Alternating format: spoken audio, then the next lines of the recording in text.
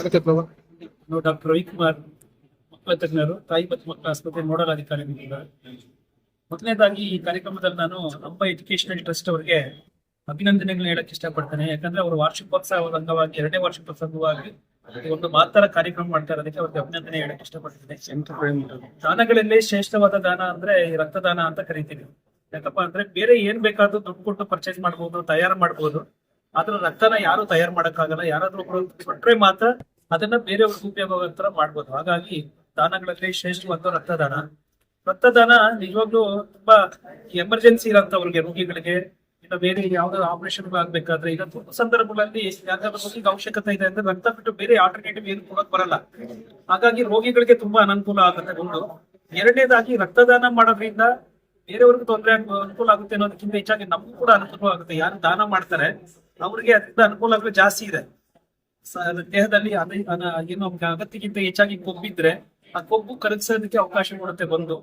ಎರಡನೇದಾಗಿ ಸಕ್ಕರೆ ಕಾಯಿಲೆ ಇಲ್ಲ BP ಇಂತ ರೋಗಗಳು ಬರೋದಕ್ಕೆ ಆಸ್ಪದ ಕೊಡೋದಿಲ್ಲ. ಹಾಗಾಗಿ ನಿಯಮಿತವಾಗಿ 3 ತಿಂಗಳಿಗೆ ಇಲ್ಲ 4 ತಿಂಗಳಿಗೆ ಒಂದ್ಸಾರಿ ಆರೋಗ್ಯವಂತ ವಯಸ್ಕರು 50 kg ಮೇಲೆ ಇರೋಂಥವ್ರು ಯಾರು ಬೇಕಾದ್ರೂ 3 ತಿಂಗಳು 4 ತಿಂಗಳಿಗೆ ಒಂದ್ಸಾರಿ ರಕ್ತದಾನ ಮಾಡೋದ್ರಿಂದ ಬೇರೆಯವರಿಗೆ ಸಹಾಯ ಮಾಡ್ದಂಗ ಆಗುತ್ತೆ, ಜೊತೆಗೆ ಅವರ ಆರೋಗ್ಯನೂ ಕಾಪಾಡ್ದಂಗ ಆಗುತ್ತೆ, ಸಮಾಜಮುಖಿ ಕೆಲಸಗಳಲ್ಲಿ ತೊಡಕೊಂಡಂಗಾಗುತ್ತೆ.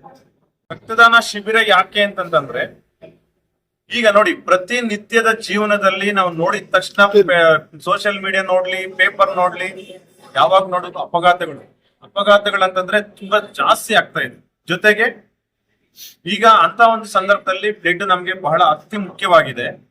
ಈಗೇನಾಗಿದೆ, ನಮ್ಮ ರಕ್ತದೊತ್ತಡಗಳು, BP, ಶುಗರ್ ಆಗಿರುವಂತದ್ದು ಇದು ತುಂಬಾ ಜಾಸ್ತಿ ಆಗಿದೆ. ಅಂದ್ರೆ ಬ್ಲಡ್ ದಿನೇ ದಿನೇ ಆರೋಗ್ಯವಂತ ಯುವಕರು ಕೆಟ್ಟ ಚಟಗಳಿಗೆ ನಿರತರಾಗಿ, ಇಲ್ಲಾಂದ್ರೆ BP, ಶುಗರ್ ಜಾಸ್ತಿ ಆಗಿ ಬ್ಲಡ್ ಕೊಡಂತವ್ರು ತುಂಬಾ ಕಡಿಮೆ ಆಗ್ತಾ ಬರ್ತಿದ್ದಾರೆ. ಹಾಗಾಗಿ ಈಗ ನಮ್ಗೇನು ನಮ್ಗೆ ಬ್ಲಡ್ ಸಂಸ್ಥೆಗಳು ಹೇಳಿರೋಂತ ಪ್ರಕಾರ ಬ್ಲಡ್ ತುಂಬಾ ಡಿಮ್ಯಾಂಡ್ ಇದೆ, ಅವಶ್ಯಕತೆಗಿಂತ ತುಂಬಾ ಕಡಿಮೆ ಸಿಗ್ತಾ ಇದೆ.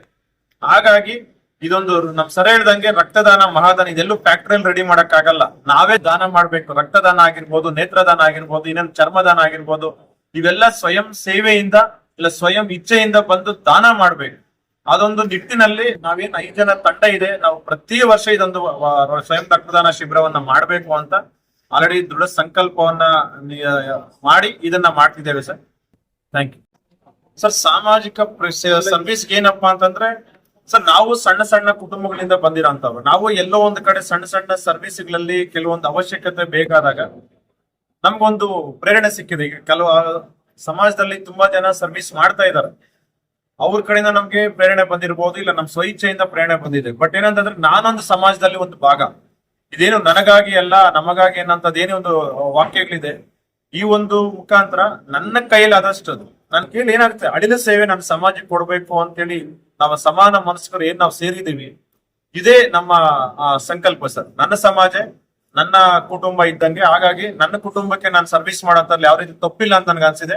ಹಾಗಾಗಿ ನಾನು ಸದಾ ನನ್ನ ಸೊಸೈಟಿ ಜೊತೆ ನನ್ನ ಕೈಲಾದಷ್ಟು ನಾನು ನಿಲ್ತೇನೆ ಅಂತ ಹೇಳಿ ಮುಖಾಂತರ ಹೇಳ್ತೀನಿ ಸರ್. ನನ್ನ ಹೆಸರು KE ಶ್ರೀನಿವಾಸ್ ಅಂತ, ಅಮ್ಮ ಎಜುಕೇಶನಲ್ ಅಂಡ್ ಡೆವಲಪ್ಮೆಂಟ್ ಟ್ರಸ್ಟ್ ಹಾಗೂ ಆಕಾಶ್ ಪದವಿ ಪೂರ್ವ ಕಾಲೇಜ್ ಅಧ್ಯಕ್ಷರು ಸರ್. ಹಾಗೆ ನಮ್ಮ ಜೊತೆಯಲ್ಲಿ